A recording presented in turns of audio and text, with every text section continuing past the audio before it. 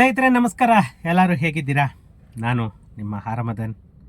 ಮತ್ತು ಫ್ರೆಂಡ್ಸ್, ಸ್ವಲ್ಪ ಗ್ಯಾಪ್ ಬಂತು ವಿಡಿಯೋಸ್ ಮಾಡಲಿಕ್ಕೆ. ಟೈಮ್ ಸಿಗದೇ ಇರೋ ಕಾರಣದಿಂದ ವಿಡಿಯೋಸ್ ಮಾಡಲಿಕ್ಕೆ ಆಗ್ತಾಯಿಲ್ಲ. ಇವತ್ತು ಸ್ವಲ್ಪ ಫ್ರೀ ಮಾಡಿಕೊಂಡು ವಿಡಿಯೋ ಮಾಡ್ತಾಯಿದ್ದೇನೆ. ಇದು ಒಂದು ತುಂಬಾ ಮುಖ್ಯವಾದಂಥ ವಿಷಯ, ಇನ್ನೊಂದು ಎಲ್ಲರೂ ತಿಳ್ಕೊಳ್ಬೇಕಾಗಿರುವಂತಹ ವಿಷಯ. ಯಾಕಂತ ಅಂದರೆ ಪ್ರತಿಯೊಂದು ಕೂಡ ಬೇರೆಯವ್ರ ಮೇಲೆ ನಾವು ಡಿಪೆಂಡ್ ಆಗಬಾರ್ದು. ನಮಗೆ ಅಟ್ಲೀಸ್ಟ್ ಬೇಸಿಕ್ ಆದರೂ ಗೊತ್ತಿರಬೇಕು. ಆ ಬೇಸಿಕ್ ಆದರೂ ಗೊತ್ತಿತ್ತು ಅಂತ ಅಂದರೆ ಎಲ್ಲಿ ಬೇಕಾದ್ರೂ ಹೋಗ್ಬೋದು. ಈವನ್ ತಾಲೂಕು ಆಫೀಸ್ ಆಗ್ಬೋದು, AC ಆಫೀಸ್ ಆಗ್ಬೋದು, DC ಆಫೀಸ್ ಆಗ್ಬೋದು. ಯಾಕಂದರೆ ಆ ಬೇಸಿಕ್ ಗೊತ್ತಿದ್ದಾಗ ನಮ್ಮ ಕೆಲಸನ ನಾವು ಮಾಡ್ಕೊಂಡು ಬರ್ಬೋದು. ಇವಾಗ ಯಾರೋ ಬ್ರೋಕರ್ ಹತ್ರ ಹೋಗ್ತೀರಾ, ಅವನಿಗೆ ನಾಲೆಡ್ಜೇ ಇರಲ್ಲ, ಅವ್ನು ನಿಮ್ಮ ಹತ್ರ ದುಡ್ಡು ಮಾತ್ರ ತಗೊಳ್ಳೋ ಪ್ಲ್ಯಾನ್ ಇರುತ್ತೆ ಅಷ್ಟೇನೇನೆ. ದುಡ್ಡು ಇಸ್ಕೊಳ್ಳೋವರೆಗೂ ವಾರಕ್ಕೆ ಕೊಡಿಸ್ತೀನಿ, 2 ದಿನಕ್ಕೆ ಕೊಡಿಸ್ತೀನಿ, 3 ದಿನಕ್ಕೆ ಕೊಡಿಸ್ತೀನಿ ಅಂತ ಹೇಳ್ತಾ ಇರ್ತಾರೆ. ನೀವು ದುಡ್ಡು ಕೊಟ್ಟಾದ್ಮೇಲೆ 6 ತಿಂಗಳಾದರೂ ಕೂಡ ನಿಮಗೆ ಏನೂ ಡಾಕ್ಯುಮೆಂಟ್ಸ್ ಏನು ಸಿಗೋದಿಲ್ಲ. ಅದರಿಂದ ನಾನು ಹೇಳೋದು, ಪ್ರತಿಯೊಬ್ಬರೂ ಅಟ್ಲೀಸ್ಟ್ ಒಂದು ಬೇಸಿಕ್ ನಾಲೆಡ್ಜ್ ಅಂತಂದೇಳಿ ಸಿವಿಲ್ ಬಗ್ಗೆ ತಿಳ್ಕೊಳ್ಳಿ. ನಿಮ್ಮದು ಜಮೀನು ಇರಲಿ, ಜಮೀನು ಇಲ್ಲದೆ ಇರಲಿ, ಆ ನಾಲೆಡ್ಜ್ ಇಟ್ಕೊಳ್ಳಿ. ಯಾಕಂತಂದರೆ ಇವತ್ತೆಲ್ಲ ನಾಳೆ ನಿಮಗೆ ಅದು ಕೆಲಸಕ್ಕೆ ಬರುತ್ತೆ. ಇಲ್ಲ ಅಂತಂದರೆ ಅದು ಏನಾಗುತ್ತೆ ಅಂತಂದರೆ ಪ್ರತಿಯೊಂದಕ್ಕೂ ಬೇರೆಯವ್ರನ್ನ ನೀವು ಅವಲಂಬಿಸಬೇಕಾಗುತ್ತೆ. ಫ್ರೆಂಡ್ಸ್, ಇವತ್ತು ಒಂದು ನಮ್ಮ ಮಾನ್ಯ ಕೃಷ್ಣ ಬೈರೇಗೌಡರು ಈ ಉಪವಿಭಾಗಾಧಿಕಾರಿಗಳ ಬಗ್ಗೆ ಒಂದು ಪ್ರೆಸ್ ಮೀಟಲ್ಲಿ ಮಾತಾಡಿದ್ದಾರೆ. ಯಾಕಂತಂದರೆ ಅವ್ರಿಗೆ ಹೇಳ್ತಾ ಇರೋದ್ರಲ್ಲಿ ನನಗನ್ಸಿದ ಮಟ್ಟಿಗೆ ಅವರು 20% ನಿಜ ಹೇಳ್ತಾ ಇಲ್ಲ. ಮಿನಿಮಮ್ 80% ಸುಳ್ಳಿದೆ. ಯಾವುದೇ AC ಆಫೀಸ್ಗೆ ಹೋಗಿ, ಯಾವುದೇ ತಾಲೂಕು ಆಫೀಸ್ಗೆ ಹೋಗಿ ಜನ ಯಾರು ಕೂಡ ಎಲ್ಲ ಅಧಿಕಾರಿಗಳು ಕರೆಕ್ಟಾಗಿ ಕೆಲಸ ಮಾಡ್ತಾವ್ರೆ ಅಂತಂದು ಹೇಳ್ಬಿಟ್ಟು ಯಾವುದೇ ಒಬ್ಬ ಅಧಿಕಾರಿ ಮೇಲೂ ಪಾಸಿಟಿವ್ ಫೀಡ್ಬ್ಯಾಕ್ ಕೊಡಲ್ಲ. ಆ ಥರ ವ್ಯವಸ್ಥೆ ಇದೆ ನಮ್ಮ ಕರ್ನಾಟಕ ಸರ್ಕಾರದಲ್ಲಿ. ನಮ್ಮ ಕರ್ನಾಟಕ ಸರ್ಕಾರದ ಅಧಿಕಾರಿಗಳು ಆ ಥರ ಆಗ್ಬಿಟ್ಟಿದ್ದಾರೆ. ಕಾಮನ್ ಸೆನ್ಸಿಂದ ಕೆಲಸ ಮಾಡೋರಲ್ಲಿ ಯಾರೂ ಇಲ್ಲ. ಹೇಳ್ತೀನಿ ಕೇಳಿ. ಕಂತೆಗೆ ತಕ್ಕಂತೆ ಬಂತೆ ಅಂತಾರಲ್ಲ, ಹಂಗೆ ಆ ACಗೆ ತಕ್ಕಂತೆ ಕೇಸ್ ವರ್ಕರ್ಸು. ಇಲ್ಲಿ ನಮ್ಮ AC ಸಾಹೇಬರು, ಇದು ನಮ್ಮ ಕೃಷ್ಣ ಬೈರೇಗೌಡರು ಈ AC ಆಫೀಸುಗಳಲ್ಲಿ ಎಲ್ಲ ಪ್ರಕರಣಗಳು ಕೂಡ ನೀವು 2 ತಿಂಗಳಲ್ಲಿ ಕ್ಲಿಯರ್ ಮಾಡಬೇಕು ಅಂತ ಹೇಳಿಬಿಟ್ಟು ಸುಮಾರು 1 ವರ್ಷ ಆಯಿತು. ನನಗೆ ಗೊತ್ತಿರೋ ಥರ ನಮ್ಮ ಕರ್ನಾಟಕ ಸರ್ಕಾರದಲ್ಲಿ ಕರ್ನಾಟಕದಲ್ಲಿ ಸುಮಾರು 6 ತಿಂಗಳನ್ನು ಮೀರಿರುವಂತಹ ಕೇಸ್ ಫೈಲುಗಳು, ಸುಮಾರು 18,000 ಕೇಸುಗಳಿದೆ. 6 ತಿಂಗಳ ಹಿಂದೆ ಫೈಲ್ ಮಾಡಿರೋವು ಸುಮಾರು 18,000 ಕೇಸು. 1 ವರ್ಷದಿಂದ ಫೈಲ್ ಮಾಡಿರೋವು ಸುಮಾರು 14,000 ಕೇಸ್ ಇದೆ. 5 ವರ್ಷಕ್ಕಿಂತ ಜಾಸ್ತಿ ಆಗಿರುವಂಥದ್ದು ಸುಮಾರು 4,000 ಕೇಸು. 5 ವರ್ಷ ಮೀರೋಗಿದೆ. 5 ವರ್ಷದ ಹಿಂದೆ ಕೇಸ್ ಫೈಲ್ ಆಗಿರೋದು ಸುಮಾರು 4,000 ಕೇಸುಗಳಿದೆ.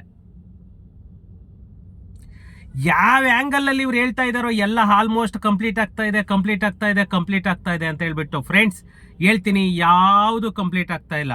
ಇವರು ಹೇಳ್ತಾ ಇರೋದ್ರಲ್ಲಿ ವಾಸ್ತವಾಂಶನೇ ಇಲ್ಲ.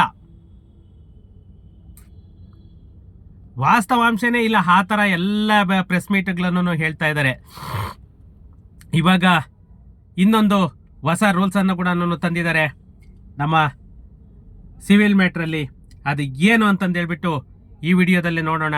ಅದಕ್ಕಿಂತ ಮುಂಚೆ ಇನ್ನೂ ನನ್ನ ಚಾನಲನ್ನು ಯಾರೆಲ್ಲ ಸಬ್ಸ್ಕ್ರೈಬ್ ಮಾಡ್ಕೊಂಡಿಲ್ಲ, ಪ್ಲೀಸ್ ಸಬ್ಸ್ಕ್ರೈಬ್ ಮಾಡ್ಕೊಳ್ಳಿ. ಹಾಗೆಯೇ ನನ್ನ ವಿಡಿಯೋಸನ್ನು ಶೇರ್ ಮಾಡೋ ಮುಖಾಂತರ ನನಗೆ ಸಪೋರ್ಟ್ ಮಾಡಿ ಅಂತ ಹೇಳ್ತಾ, ಫ್ರೆಂಡ್ಸ್, ನಮ್ಮ AC ಸಾಹೇಬ್ರಿಗೆ ಏನು AC ಪ್ರತಿಯೊಂದು ನಮ್ಮ ಕರ್ನಾಟಕ ರಾಜ್ಯದಲ್ಲಿ ಎಷ್ಟು ಜನ ACಗಳಿದ್ದಾರೆ ಎಲ್ಲರಿಗೂ ಕೂಡ ನಮ್ಮನ್ನೇ ಕೃಷ್ಣ ಬೈರೇಗೌಡರು ಒಂದು ತಾಕೀತನ್ನು ಮಾಡಿದ್ದಾರೆ. ಏನಂತ ಅಂದರೆ, ನ್ಯಾಯಬದ್ಧ ಪ್ರಕರಣಗಳನ್ನು ಮಾತ್ರನೇ ಸ್ವೀಕರಿಸಿ. ನ್ಯಾಯಬದ್ಧ ಅಂತ ಅಂದರೆ ಗ್ರೌಂಡ್ಸ್ ಇದ್ರೆ ಮಾತ್ರನೇ ಅದನ್ನು ಕೇಸನ್ನು ತಗೊಳ್ಳಿ. ಇಲ್ಲ ಅಂತಂದರೆ ಆ ಕೇಸನ್ನು ತಗೊಳ್ಳೇಬೇಡಿ ಅಂತ ಹೇಳಿಬಿಟ್ಟು ಕೃಷ್ಣ ಬೈರೇಗೌಡರು ಮೊನ್ನೆ ಮಾತಾಡಿದ್ದಾರೆ. ಏನಂತ ಅಂದರೆ ನೋಡಿ, ನಮ್ಮ ಈ ಉಪವಿಭಾಗಾಧಿಕಾರಿಗಳು ಏನು ಮನೆ ಮಾಸಿಕ ಪ್ರಗತಿ ಪರಿಶೀಲನಾ ಸಭೆ ಅನ್ನೋದೊಂದು ಇತ್ತು. ಅಲ್ಲಿ ಮಾತಾಡಿದಂತಹ ನಮ್ಮ ಕೃಷ್ಣ ಬೈರೇಗೌಡರು ಕಾನೂನು ಮೀರಿ ತಮ್ಮ ವ್ಯಾಪ್ತಿಗೆ ಬರದ ಸಿವಿಲ್ ಮೊಕದ್ದಮೆಗಳನ್ನು ದಾಖಲಿಸಿಕೊಳ್ಳುತ್ತಿರುವುದು ಆಲ್ಮೋಸ್ಟ್ ಕನ್ಫರ್ಮ್ ಆಗಿದೆ. ಇದು ಸರಿ ಇಲ್ಲ. ಸಾರ್ವಜನಿಕರಿಗೆ ತಮ್ಮ ಸಿವಿಲ್ ಮೊಕದ್ದಮೆಗಳನ್ನು ಎಸಿ ನ್ಯಾಯಾಲಯದಲ್ಲಿ ಮುಕ್ತಾಯವಾಗಲಿ ಅಂತಂದು ಹೇಳ್ಬಿಟ್ಟು ಒಂದು ಅಭಿಲಾಷೆಯನ್ನು ಇಟ್ಕೊಂಡು ಬರ್ತಾರೆ. ಆದರೆ ನಾಗರಿಕರಿಗೆ ನೀವು ಮಾಡ್ತಾ ಇರೋದು ಸರಿ ಇಲ್ಲ. ಅವರಿಗೆ ಕಾನೂನಿನ ಅರಿವು ಇರೋದಿಲ್ಲ. ಅಂಥವ ವ್ಯಕ್ತಿಗಳಿಗೆ ನೀವು ಕಾನೂನಿನ ಅರಿವನ್ನು ಮೂಡಿಸಿ ಆ ಕೇಸನ್ನು ತಗೋಬೇಡಿ. ಇದು ನಮ್ಮ ಜ್ಯೂರಿಡ್ ಸೆಕ್ಷನ್ಗೆ ಬರಲ್ಲ. ಯಾವ ಜ್ಯೂರಿಡ್ ಸೆಕ್ಷನ್ಗೆ ಹೋಗುತ್ತೆ ಅಲ್ಲಿಗೆ ಕಳಿಸಿ. ಯಾಕಂದರೆ ಎಷ್ಟೋ ಸಿವಿಲ್ ಕೇಸುಗಳು ಇರೋದು ಸಿವಿಲ್ ಕೋರ್ಟ್ಗೆ ಹೋಗೋ ಅಂಥ ಕೇಸುಗಳು ಕೂಡ ಈ AC ತಹಸೀಲ್ದಾರು DC ಅಂತಂದೇಳಿ ಬರ್ತಾರೆ. ಅಂಥವನ್ನ ಎಂಟರ್ಟೈನ್ ಮಾಡಬೇಡಿ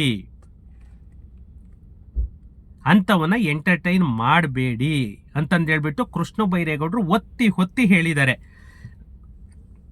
ಏನು ಈ ಬಾಕಿ ಇರುವಂತಹ ಪ್ರಕರಣಗಳನ್ನು ಇತ್ಯರ್ಥ ಮಾಡಲಿಕ್ಕೆ ಕೃಷ್ಣ ಬೈರೇಗೌಡರು ಪ್ರತಿಯೊಬ್ಬ AC ನ್ಯಾಯಾಲಯಗಳಲ್ಲಿ ಎಷ್ಟು ಕೇಸುಗಳು ಬಾಕಿ ಇದೆ ಅಷ್ಟು ಕೇಸುಗಳನ್ನು 2 ತಿಂಗಳಲ್ಲಿ ನೀವು ಕ್ಲಿಯರ್ ಮಾಡಬೇಕು ಅಂತ ಹೇಳಿಬಿಟ್ಟು ಸುಮಾರು 6 ತಿಂಗಳಾಯಿತು. 6 ತಿಂಗಳಾದರೂ ಕೂಡ ಇನ್ನು ಕಾಲು ಭಾಗ ಕೂಡ ಕ್ಲಿಯರ್ ಆಗಿಲ್ಲ. ಇದನ್ನು ಕಂಟಿನ್ಯೂ ಮಾಡಬೇಡಿ. ಎಷ್ಟು ಬೇಗ ಆಗುತ್ತೆ ಅಷ್ಟು ಬೇಗ ಕೇಸುಗಳನ್ನು ಕ್ಲಿಯರ್ ಮಾಡಿ ಅಂತ ಹೇಳಿಬಿಟ್ಟು ಕೃಷ್ಣ ಬೈರೇಗೌಡರು ಮೊನ್ನೆ ಸಭೆಯಲ್ಲೂ ಕೂಡ ಮಾತಾಡಿದ್ರು. ಬಹುತೇಕ ಎಲ್ಲ ಅಧಿಕಾರಿಗಳು ತುಂಬ ಉತ್ತಮವಾಗಿ ಕೆಲಸವನ್ನು ಮಾಡ್ತಾ ಇದ್ದಾರೆ. ಇದು 100% ಸುಳ್ಳು. ರಾಜ್ಯದಲ್ಲಿ ಎಲ್ಲಿಗೆ ಹೋದ್ರೂ ಕೂಡ ಜನ ಇಲಾಖೆಯಲ್ಲಿ ಆಗಿರುವಂತಹ ಒಳ್ಳೆ ಜನ ಸ್ನೇಹಿ ಕೆಲಸದ ಬಗ್ಗೆ ಮೆಚ್ಚುಗೆ ಅದಕ್ಕಿಂತ ಸುಳ್ಳಿದು. ಆದರೆ ಯಾರೋ ಕೆಲ ಅಧಿಕಾರಿಗಳಿಂದ ಉತ್ತಮ ಕೆಲಸ ಮಾಡುವವರಿಗೂ ಕೂಡ ಕೆಟ್ಟ ಹೆಸರು ಬರ್ತಾ ಇದೆ. ಇದು 100% ರಾಂಗು. 10 ಜನ ಕರೆಕ್ಟಾಗಿ ಒಬ್ಬ ಕರೆಕ್ಟಾಗಿದ್ರೆ 10 ಜನ ಅಧಿಕಾರಿಗಳು ಕರೆಕ್ಟಾಗಿಲ್ಲ. ಇದು ನಾನು ಹೇಳ್ತೀನಿ ಮಾನ್ಯ ಕೃಷ್ಣ ಬೈರೇಗೌಡ್ರೆ. ಯಾಕಂತಂದ್ರೆ ನನ್ನ ಪರ್ಸನಲ್ ಅನುಭವ ನಾನು ಹೇಳ್ತಿರೋದು ನಿಮಗೆ. ಇನ್ನು ಕೆಲವು ಉಪವಿಭಾಗಾಧಿಕಾರಿಗಳು ತಮ್ಮ ನ್ಯಾಯಾಲಯದಲ್ಲಿರುವಂತಹ ಪ್ರಕರಣಗಳಿಗೆ ಸಂಬಂಧಿಸಿದಂತೆ ಕಾನೂನನ್ನ ಮೀರಿ ಆದೇಶವನ್ನ ಮಾಡ್ತಾ ಇದ್ದಾರೆ. ಅಂತಂದ್ರೆ ಮನಿ ತಗೊಳ್ತಿದ್ದಾರೆ ಸಾಹೇಬ್ರೆ. ಕಾನೂನನ್ನ ಮೀರಿ ಅಲ್ಲ. ಮನಿ ಬರುತ್ತಲ್ಲ, ಕಾನೂನನ್ನ ಮೀರಿದ್ರೆ ಅವ್ರ ಮೇಲೆ ಏನ್ ಆಕ್ಷನ್ ತಗೊಳ್ತೀರಾ? ಬರ್ತಾ ಇದೆ ಅಂತ ಗೊತ್ತು ನಿಮ್ಗೆ, ಕಾನೂನನ್ನ ಮೀರ್ತಾ ಇದ್ದಾರೆ ಅಂತ ಗೊತ್ತು.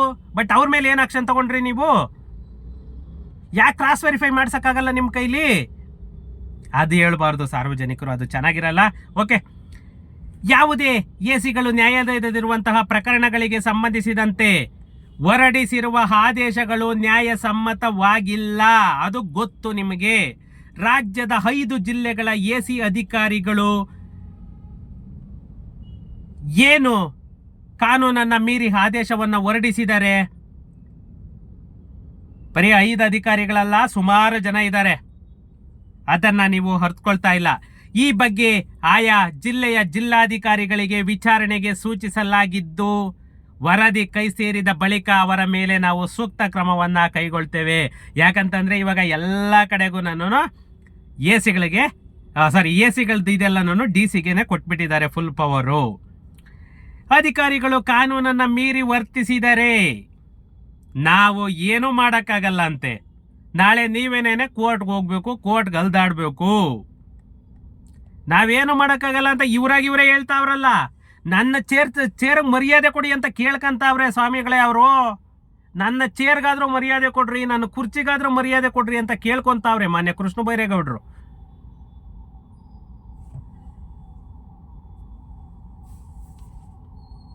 ಸಾಹೇಬ್ರೆ, ನಾನು ಹೇಳೋದು ಒಂದೇ ಒಂದು, ಆನ್ ದಿ ಸ್ಪಾಟ್ ರೆಕಾರ್ಡ್ ತರಿಸ್ಕೊಳ್ಳಿ. ನಿಮ್ಮ DCಗೆ ಇದು ಮಾಡಿ ಆನ್ ದಿ ಸ್ಪಾಟ್ ರೆಕಾರ್ಡ್ ತರಿಸ್ಕೊಂಡು ಅಲ್ಲೇ ಸಸ್ಪೆನ್ಷನ್ ಮಾಡಿ ಬಿಸಾಕಿ. KS ಮಾಡಿರೋರು ಇಲ್ವಾ? ಬೇರೆ ಕಡೆ ಅಧಿಕಾರಿಗಳಿಲ್ವಾ? ಅವ್ರನ್ನ ಕರ್ಸ್ಕೊಳ್ಳಿ. ಇವನು ಬುದ್ಧಿ ಬರುತ್ತೆ. ಇಲ್ಲಂತ ನೀವನ್ ಮಾತು ಕೇಳಲ್ಲ. ಇವನ್ ನಂದೇ ಒಂದು ಕೇಸ್ ಹೇಳ್ತೀನಿ ನಿಮಗೆ, ತಗೊಳ್ಳಿ. ಕೇಸ್ ನಂಬರ್ ಸಮೇತ ಕೊಡ್ತೀನಿ.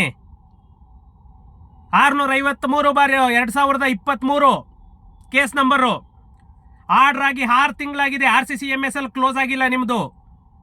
ನಿಮ್ಮ RCCMSL ಇನ್ನೂ ಕ್ಲೋಸ್ ಆಗಿಲ್ಲ. 6 ತಿಂಗಳಾಗಿದೆ. ಮಾರ್ಚಲ್ಲಿ ನಾನು ಆರ್ಡರ್ ಮಾಡಿರೋದು ಕೇಸನ್ನು. ಮಾರ್ಚಲ್ಲಿ ಆರ್ಡರ್ ಮಾಡಿಸ್ಕೊಂಡಿದ್ದೀನಿ. ಇನ್ನು ಇಲ್ಲಿವರೆಗೂ RCCMSL ಕ್ಲೋಸ್ ಮಾಡಿಲ್ಲ. ಏನು ಚೆಕ್ ಮಾಡ್ತಾ ಇದ್ದೀರಾ ನೀವು? ಇದು ಎಜುಕೇಟೆಡ್ಸ್ ಚೆಕ್ ಮಾಡ್ಕೊಳ್ತಾರೆ ಸ್ವಾಮಿ. ಅನ್ಎಜುಕೇಟೆಡ್ ಏನು ಚೆಕ್ ಮಾಡ್ಕೊಳ್ತಾರೆ? ಅದ್ರ ಹರಿವಿರೋರಾದ್ರೆ ಚೆಕ್ ಮಾಡ್ಕೊಳ್ತಾರೆ. ಅದು ಹರಿವಿಲ್ದವ್ರಾದ್ರೆ ಏನು ಚೆಕ್ ಮಾಡ್ಕೊಳ್ತಾರೆ?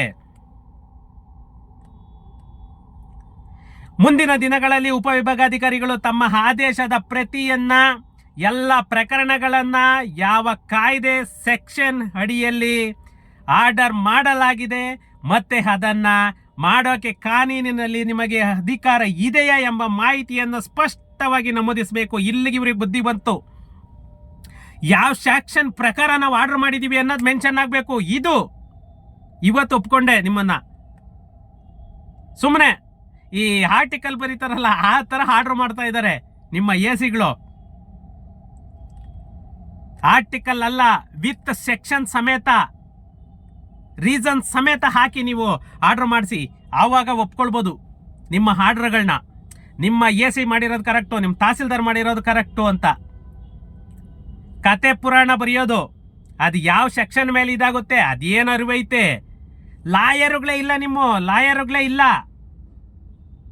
ಅಲ್ಲೇ ಟೈಪಿಸ್ಟ್ ಹತ್ರ ಒಬ್ಬೊಬ್ಬ ಕೇಸ್ ವರ್ಕರ್ಗೆ ಇಬ್ಬಿಬ್ರು ಟೈಪಿಸ್ಟ್ಗಳನ್ನ ಇಟ್ಕೊಂಡಿದ್ದಾರೆ ಇವರು. ಯಾವುದೇ ಲೀಗಲ್ ಲಾಯರ್ ಇಲ್ಲ. ನೀವು ಹೋಗಿ ಒಂದ್ಸಾರಿ ಕ್ರಾಸ್ ವೆರಿಫೈ ಮಾಡಿ, ನನ್ನ ವಿಡಿಯೋ ಇಟ್ಕೊಂಡೆ ಹೋಗಿ ನೀವು ಕ್ರಾಸ್ ವೆರಿಫೈ ಮಾಡಿ. ಲೀಗಲ್ ಲಾಯರ್ಸೇ ಇಲ್ಲ ನಿಮ್ಮ ಎಸಿ ಕೋರ್ಟುಗಳಲ್ಲಿ. ಮೊದಲಿಗೆಲ್ಲನೂ ನೀವು ಡಾಕ್ಯುಮೆಂಟ್ ಯಾವುದೇ ಒಂದು ಪೋಸ್ಟ್ ಫಾರ್ ಆರ್ಡರ್ ಆಯಿತು ಅಂತಂದರೆ ಅದು ಲೀಗಲ್ ಡಿಪಾರ್ಟ್ಮೆಂಟ್ಗೆ ಹೋಗೋದು. ಲೀಗಲ್ ಡಿಪಾರ್ಟ್ಮೆಂಟಿಗೆ ಹೋಗ್ಬಿಟ್ಟು ಅಲ್ಲಿ ನಿಮ್ಮ ಲಾಯರ್ ಏನು ಲೀಗಲ್ ಇದು ಕೊಡ್ತಾರೆ, ಚೆಕ್ ಲಿಸ್ಟ್ ಕೊಡ್ತಾರೆ, ಅದ್ರ ಪ್ರಕಾರ ಇಲ್ಲಿ ಎಸಿ ಆರ್ಡರನ್ನು ಬರೀತಾ ಇದ್ರು. ಏನು ಇಲ್ಲ ಗುರುಗಳೇ, ಇವತ್ತು ಎಸಿಗೆ ಸಂಬಂಧಪಟ್ಟಾಗ ಎಸಿ ಆರ್ಡರ್ ಮಾಡಿಬಿಡ್ತಾರೆ. ಯಾವುದೇ ಮ್ಯಾನೇಜರ್ ಬೇಡ, ಕೇಸ್ ವರ್ಕರ್ ಬೇಡ, ಯಾರು ಬೇಡ. ಡೈರೆಕ್ಟ್ ಆರ್ಡರ್ ಬೇಕಾದ್ರೂ ನೀವು ಕಮಿಟ್ ಆಗಿ ಡೈರೆಕ್ಟ್ ಆರ್ಡರ್ ಬೇಕಾದ್ರೂ ಮಾಡ್ತಾರೆ ನಿಮ್ಮ ಎಸಿಗಳು. ಅಲ್ಲಿ ಪರ್ಸನಲ್ ಟೈಪಿಸ್ಟ್ಗಳಿರ್ತಾರೆ. ಆ ಟೈಪಿಸ್ಟ್ಗಳೇ ಆರ್ಡರನ್ನು ಟೈಪ್ ಮಾಡ್ತಿರೋದು ಇವತ್ತು. ನಾನು ಅಲಿಗೇಷನ್ ಮಾಡ್ತಿರೋದು ರಾಂಗ್ ಅನ್ನಂಗಿದ್ರು ಹೋಗಿ ಒಂದ್ಸಾರಿ ಯಾರಾದ್ರೂ ಕ್ರಾಸ್ ವೆರಿಫೈ ಮಾಡಿ, ನಿಮಗೆ ಗೊತ್ತಾಗುತ್ತೆ. ಇದು ನಮ್ಮ ಕರ್ನಾಟಕ ಸಾಹೇಬ್ರೆ. ಯಾಕಂದ್ರೆ ಕಾನೂನಿನ ಅರಿವು ಎಲ್ಲರಿಗೂ ಇರಲ್ಲ. ನಿಮ್ಮ ಎಸಿಗಳು ಏನು ಕೆಲಸ ಮಾಡ್ತಾವ್ರೆ ಅನ್ನೋದು ಅವ್ರಿಗೆ ಮಾತ್ರನೇ ಗೊತ್ತಾಗಬೇಕು. ನೋಡಿದ್ರೆ ಎಲ್ಲರೂ ಕೂಡ ಸತ್ಯ ಹರಿಶ್ಚಂದ್ರರೇ. ಒಬ್ಬೊಬ್ಬ ಕೇಸ್ ವರ್ಕರ್ ಕೋಟಿಗಳಿಗಿದ್ದಾನೆ. ಅವನಿಗೆ ಬರೋ ಸಂಬಳ ಎಷ್ಟು? ಏನಮ್ಮ ಅಂದ್ರೆ ಒಂದು 60-70 ಸಾವಿರ ಸಂಬಳ ಬಂದಾತ? ಕೋಟಿಗಳಿಗಿದ್ದಾರೆ ಅಲ್ಲ, ಕೋಟಿಗಿದ್ದಾರೆ ನಿಮ್ಮ ಕೇಸ್ ವರ್ಕರುಗಳು. ಬನ್ನಿ, ನಾನೇ ಉದಾಹರಣೆ ತೋರಿಸ್ತೀನಿ ಕೇಸ್ ವರ್ಕರುಗಳನ್ನ. ಸಾವಿರ ಕೇಸ್ ಪೆಂಡಿಂಗ್ ಇದೆ. ನೋಡಿದ್ರೆ ನಿಮಗೆ 4 ವರ್ಷ 5 ವರ್ಷದ ಕೇಸುಗಳು ಯಾವ ಕ್ಲಿಯರ್ ಆಗ್ತಾ ಇಲ್ಲ. ನೆನ್ನಿಲ್ದ ಮೊನ್ನೆ ಎಲ್ಲನೂ ಫೈಲ್ ಮಾಡಿರೋವೆಲ್ಲ ಕೇಸುಗಳೆಲ್ಲ ಕ್ಲಿಯರ್ ಆಗ್ತಾ ಇದೆ. ಈ ಹೊಸ ಕೇಸ್ ವರ್ಕರ್ಗಳು ಬಂದವರು ಹೊಸದಾಗಿ ಯಾವ ಫೈಲ್ ಆಗ್ತವೆ ಆ ಫೈಲ್ಗಳನ್ನ PO ಮಾಡಿಸ್ಬಿಡೋದು, ಆರ್ಡರ್ ಮಾಡಿಸ್ಬಿಡೋದು, ಅಷ್ಟೇ ಅವ್ರ ಕೆಲಸ. ಏನು ತಲೆ ಕೆಡಿಸ್ಕೊಳ್ಳೋ ಸೀನೇ ಇಲ್ಲ ಇವಾಗ. ಯಾಕಂತಂದ್ರೆ ರಿಮೈಂಡ್ ಬ್ಯಾಕ್ ಬೇರೆ ಇಲ್ಲ. ಆರ್ಡರ್ ಮಾಡಿ ಹಂಗೇನೇನೆ ತಂಬು ಕೊಡಿಸಿ, ಹಂಗೇನೇನೆ ಪಾಣಿ ಎಂಟ್ರಿನ, ನಿಮ್ಗೇನು ಖಾತೆ ಎಂಟ್ರಿನ ಏನು ಬೇಕೋ ಅಲ್ಲೇನೇನೆ ನಿಮಗೆ ಮೆನ್ಷನ್ ಮಾಡಿ ಕೊಟ್ಟುಬಿಡೋದು. ಬರೀ ದುಡ್ಡು. ಎಷ್ಟು ಕೇಸುಗಳಿದೆ ಅಂತ ಅಂದರೆ ಸುಮಾರು, ನನಗೆ ಗೊತ್ತಿರೋ ಥರ ಸುಮಾರು more than 50,000 ಕೇಸಸ್ ಇದೆ. ಇದು ನಮ್ಮ ಮಾನ್ಯ ಕೃಷ್ಣ ಬೈರೇಗೌಡರ ಅಡಿಯಲ್ಲಿ ಬರುವಂಥದ್ದು. ಅದನ್ನು ಅವರು ಯಾವ ರೀತಿ ಹ್ಯಾಂಡಲ್ ಮಾಡ್ತಿದ್ದಾರೆ ಅನ್ನೋದು ಅವ್ರಿಗೆ ಮಾತ್ರನೇ ಗೊತ್ತಾಗಬೇಕು. ಯಾಕಂತಂದರೆ ಉತ್ತಮ ಆಡಳಿತಗಾರ ಅನ್ನೋದು ಮಾತ್ರನೇ ಗೊತ್ತು. ಆದರೆ ನಿಮ್ಮ ಕಣ್ಣಿಗೂ ಮಣ್ಣು ಎರಿಸ್ತಾ ಇದ್ದಾರೆ ಸಾಹೇಬ್ರೆ. ಅದನ್ನು ಸ್ವಲ್ಪ ಇದು ಮಾಡಿಕೊಂಡು ಸ್ವಲ್ಪ ಎಷ್ಟು ಬೇಗ ಆಗುತ್ತೆ ಅಷ್ಟು ಬೇಗ ಎಸಿ ಕೇಸುಗಳನ್ನೆಲ್ಲನೂ ಇದು ಮಾಡ್ಕೊಳ್ಳಿ. ಯಾಕಂತಂದರೆ ಜನ ದಿನ ಬೆಳಗಾದ್ರೆ ಬಂದು ಹಲ್ದು ಹೋಗ್ತಾ ಇದ್ದಾರೆ. ಅದೊಂದು ಇದು ಮಾಡಿಕೊಂಡು ಇರೋ ಕೇಸುಗಳನ್ನಾದ್ರೂ ಕ್ಲಿಯರ್ ಮಾಡಿಸಿ. ಓಕೆ ಫ್ರೆಂಡ್ಸ್, ಸಿಗೋಣ ನೆಕ್ಸ್ಟ್ ವಿಡಿಯೋದಲ್ಲಿ. Thank you.